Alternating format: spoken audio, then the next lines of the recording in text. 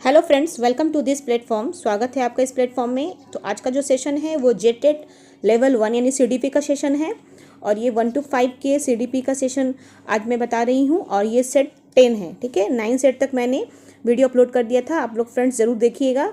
तो आज का जो सेट होगा 10 सेट होगा और इसमें 30 टॉप मोस्ट क्वेश्चन होंगे जो बहुत इंपॉर्टेंट है। तो आप लोग वीडियो को ज़रूर देखिएगा। तो हम लोग टाइम को वेस्ट नहीं करते हैं और आज का वीडियो स्टार्ट करते हैं। तो आज का पहला क्वेश्चन है, which statement based reflects the constructivist view of learning. निर्माणवादी अधिगम सिद्धांत के अनुसार कौन सा कथन सर्वाधिक उपयुक्त है। लर्निंग इज मेमोराइजिंग फैक्ट यानी अधिगम तथ्यों को याद करना, यानी कि विद्यार्थी अनुभव के माध्यम से स्वयं ज्ञान का निर्माण करते हैं। अधिगम केवल पूर्ण बलन से होता है या केवल बुद्धि ही अधिगम निर्धारित करती है। इसका राइट आंसर होगा ऑप्शन नंबर बी, यानी कि learners actively construct knowledge through experiences. इसका राइट आंसर होगा ऑप्शन नंबर, यानी कि यहाँ पे बोला गया है कि जो निर्माणवादी अधिगम ऐसी सिद्धांत होता है उसके अनुसार कौन सा कथन उपयुक्त है। तो इसमें कथन जो है ऑप्शन नंबर 2 है वो उचित कथन है, यानी विद्यार्थी अनुभव के माध्यम से स्वयं का ज्ञान का निर्माण करता है। ये बिल्कुल सही आंसर है। ठीक है, अगला प्रश्न है, according to Vygotsky the more knowledgeable other MKO mainly help the child bye.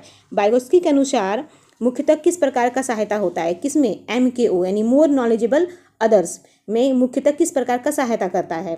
Giving punishment, providing scaffolding यानी कंडक्टिंग एग्जामिनेशंस, या रिपीटिंग द लेसन यानी दंड देकर, सहारा प्रदान करके, या परीक्षा दे करके, या पाठ दोहरा करके। इसका राइट आंसर होगा ऑप्शन नंबर बी, यानी कि सहारा प्रदान करके, यानी कि प्रोवाइडिंग स्केफोल्डिंग। यानी यहाँ बोला गया है कि बाइगोस्की के अनुसार मोर नॉलेजेबल अदर्स मुख्यतः किस प्रकार का सहायता करता है। तो हम क्या करेंगे, इसमें बहुत सारे सहारे दे करके, स्केफोल्डिंग प्रदान करके क्या कर सकते हैं, हम सहायता प्रदान कर सकते हैं। यानी ऑप्शन नंबर बी जो है बिल्कुल राइट आंसर है। अगला प्रश्न है कि which is not a characteristic of child development. निम्नलिखित में से कौन सा बाल विकास की विशेषता नहीं है, पूछा है यहाँ पे निरंतरण होगा, क्रमबद्ध होगा, ये सभी बच्चों में समान होगा, ये बहुआयामी होगा। ठीक है, कंटिन्यूज, स्क्वेंटियल, या यूनिफॉर्म ऑल चिल्ड्रंस, या मल्टी डायमेंशनल। तो इसका राइट आंसर होगा option number C, uniform for all children, सभी बच्चों में समान। तो यहाँ बोला बाल विकास की विशेषता नहीं है, तो सभी बच्चों में समान, ये बाल विकास की समानता नहीं है। ठीक है, तो इसका राइट आंसर होगा ऑप्शन नंबर सी। अगला प्रश्न है, readiness for learning mainly depends on. अधिगम की तत्परता मुख्यतः किस पर निर्भर करती है। Age only, maturity and previous experiences, या नंबर ऑफ टेक्स्ट बुक्स, या होमवर्क। इसका राइट आंसर होगा ऑप्शन नंबर बी, यानी कि मैच्योरिटी एंड प्रीवियस एक्सपीरियंसेस, परिपक्वता एवं पूर्ण अनुभव। यहाँ पे पूरा है कि अधिगम की तत्परता मुख्यतः किस पर निर्भर करती है, तो यहाँ पे परिपक्वता एवं पूर्ण अनुभव पर निर्भर करती है, यानी ज़्यादा मैच्योरिटी होना चाहिए और प्रीवियस एक्सपीरियंसेस होना चाहिए। तो ऑप्शन नंबर बी जो है राइट आंसर है।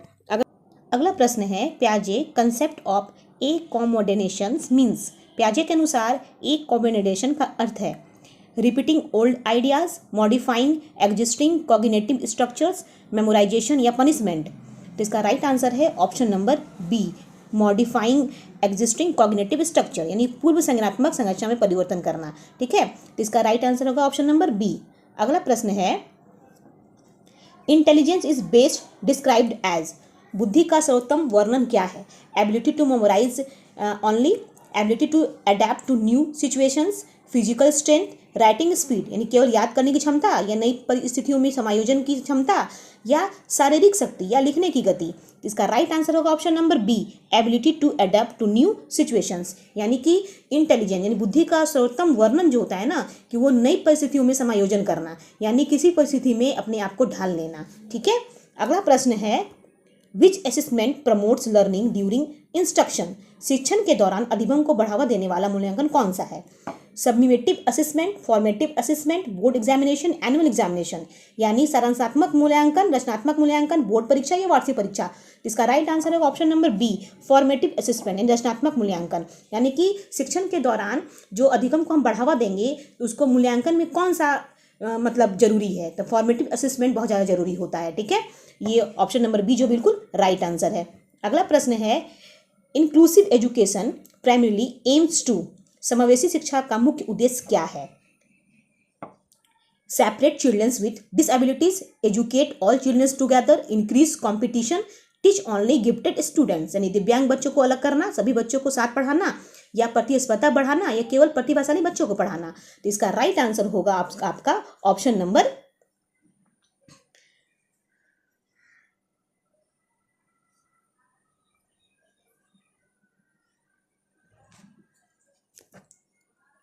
तो इसका राइट आंसर होगा आपका option number B, educate all childrens together, सभी बच्चों को साथ पढ़ाना। ये आपका समावेशी शिक्षा का मुख्य उद्देश्य होता है, ठीक है, कि सभी बच्चों को साथ में पढ़ाना, उसके साथ चलना, ठीक है।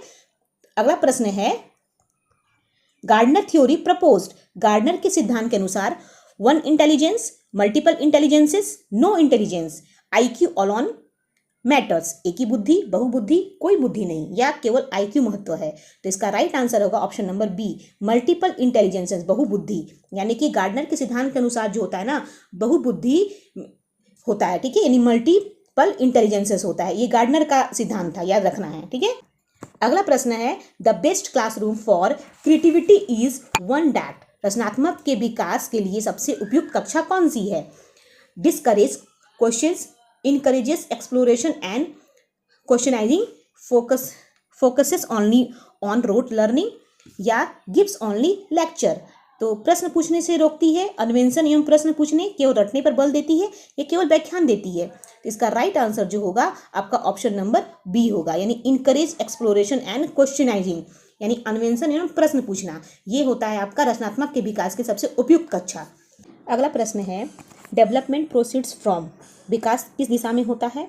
Specifics to general, general to specific, randomly या नन, यानी कि विशिष्ट से समान की ओर, समान से विशिष्ट, या अनियमित रूप से, या कोई नहीं। इसका राइट आंसर होगा option number B, general to specific, यानी समान से विशिष्ट की ओर होता है। और ऐसा क्वेश्चन एग्जाम हमसे पूछे जाते हैं, ये बहुत इंपॉर्टेंट क्वेश्चन है, ठीक है।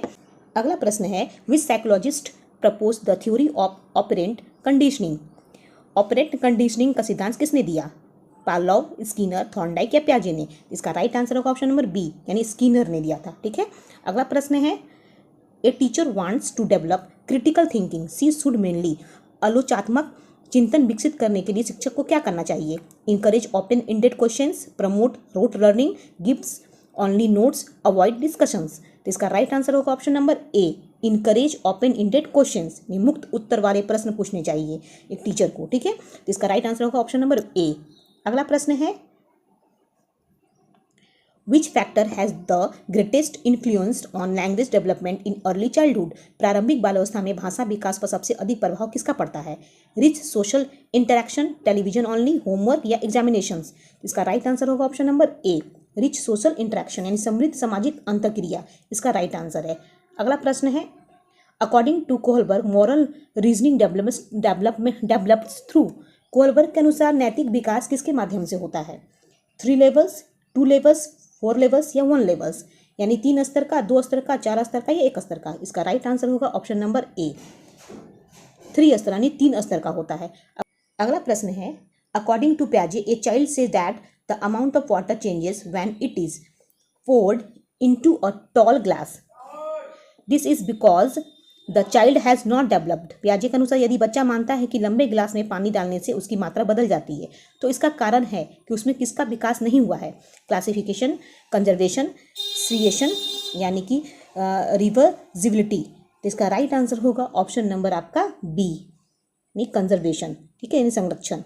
अगला प्रश्न है, which classroom practice best support the zone of proximal developments, यानी जेपीडी, निम्न में से कौन सी कक्षा प्रक्रिया जेपीडी का सर्वोत्तम उदाहरण है?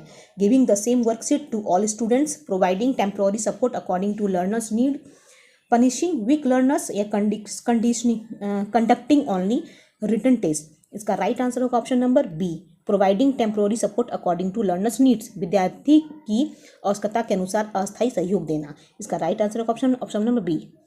अगला प्रश्न है, which statement about intelligence is most appropriate, बुद्धि के संबंध में कौन सा कथन सर्वाधिक उपयुक्त है? Intelligence is fixed at birth, intelligence can develop through experiences and environment, only IQ determines intelligence, intelligence depend only on heredity. तो इसका राइट आंसर होगा option number B, intelligence can develop through experiences and environment, ठीक है। अगला प्रश्न है, a child performs well only when the teachers guided him, this level is called, यदि बच्चा शिक्षक के मार्गदर्शन में ही कार्य सफलतापूर्वक कर पाता है तो यह किसका उदाहरण है?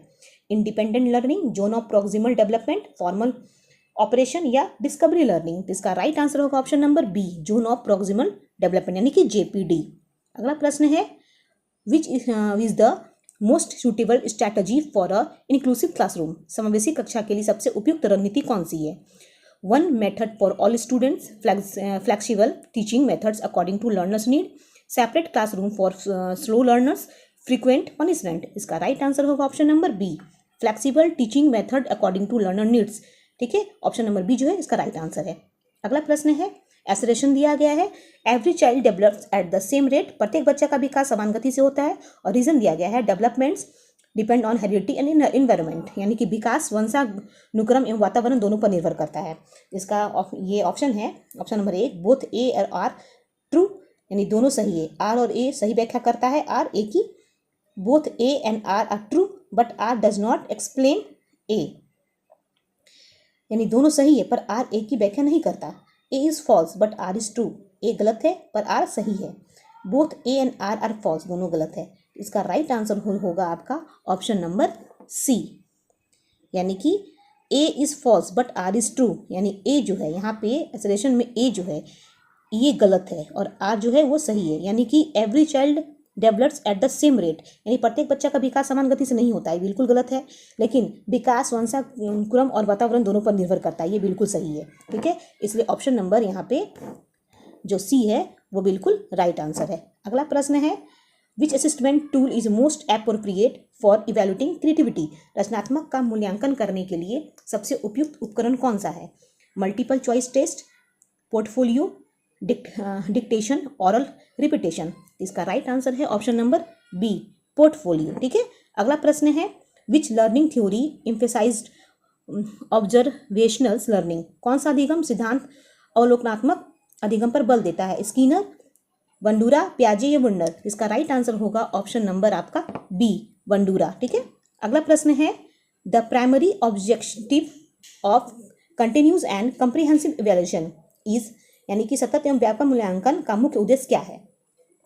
Rank in students, improve learning through continuous feedback, increase examination, eliminate weak learners. इसका राइट आंसर होगा option number B, improve learning through continuous feedback. ठीक है, एनसीसी का मुख्य उद्देश्य यही है कि improve learning through continuous feedback.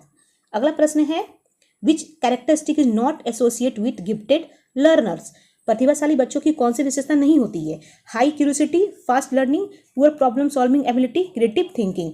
इसका राइट आंसर होगा ऑप्शन नंबर आपका सी, पुअर प्रॉब्लम सॉल्विंग एबिलिटी, कम समस्या समाधान क्षमता। इसलिए ऑप्शन नंबर जो सी है 25 नंबर का बिल्कुल राइट आंसर है। अगला प्रश्न है, according to Bruner effective teaching should begin with, Bruner के अनुसार प्रभावी शिक्षण की शुरुआत किससे होनी चाहिए? Lecture only, discovery and exploration, memorisation या होमवर्क। इसका राइट आंसर होगा option number B, discovery and exploration, खोज और अन्वेषण की होनी चाहिए। ठीक है, बर्नर के अनुसार। अगला प्रश्न है, which is the best example of intrinsic motivation, यानी आंतरिक अभिप्रेरणा का सर्वोत्तम उदाहरण कौन सा है? Studying for prizes, studying because learning is enjoyable, studying due to fear punishment, studying only for marks. इसका राइट आंसर होगा option number B, studying because learning is enjoyable, सीखने में आनंद आने का कारण पढ़ना। ठीक है, ये आंतरिक अभिप्रेरणा है, बच्चों को इसमें आनंद आना चाहिए सीखने में। ऑप्शन नंबर बी जो बिल्कुल राइट आंसर है। अगला प्रश्न है, NEP 2020 recommends assessment that is, NEP 2020 किस प्रकार के मूल्यांकन की अनुशंसा करता है? Memory based, competency based, only annual या ओनली रिटर्न। तो इसका राइट आंसर होगा ऑप्शन नंबर आपका बी, यानी कि कॉम्पिटेंसी बेस्ड, दक्षता आधारित होना चाहिए। ठीक है, एनईपी 2020 के अनुसार मूल्यांकन का अनुशंसा करता है यही। अगला प्रश्न है, which teacher behaviour promotes higher order thinking, शिक्षक का कौन सा व्यवहार उच्च स्तरीय चिंतन को बढ़ावा देता है? Asking only factual questions, encouraging reasoning and justification, discouraging discussion, giving ready made answer. इसका राइट आंसर होगा option number B, encouraging reasoning and justification, तर्क एवं औचित्य प्रस्तुत करने के लिए प्रश्न करना। ठीक है, ये आपका ऑप्शन नंबर बी जो बिल्कुल राइट आंसर है। अगला प्रश्न लास्ट प्रश्न है, a teacher allow student to solve the same problems using different method, this approach mainly develops, एक शिक्षक विद्यार्थियों को एक ही समस्या को अलग अलग तरीके से हल करने की अनुमति देता है, तो ये मुख्यतः किसका विकास करता है? रटने की क्षमता पर, या अपसारी चिंतन, या यांत्रिक अधिगम, या आदत निर्माण। तो इसका राइट आंसर होगा option number B, divergent thinking. यानी डाइवर्जेंट थिंकिंग उसको कहते हैं कि कोई भी विद्यार्थी कोई समस्या है तो उस समस्या को अलग अलग तरीके से हल कर सकता है, तो उसी को हम लोग क्या करते हैं, अभी अपसारी चिंतन या डाइवर्जेंट थिंकिंग कहते हैं। ऑप्शन नंबर बी जो है बिल्कुल राइट आंसर है। आज के लिए इतना ही। Take care and bye.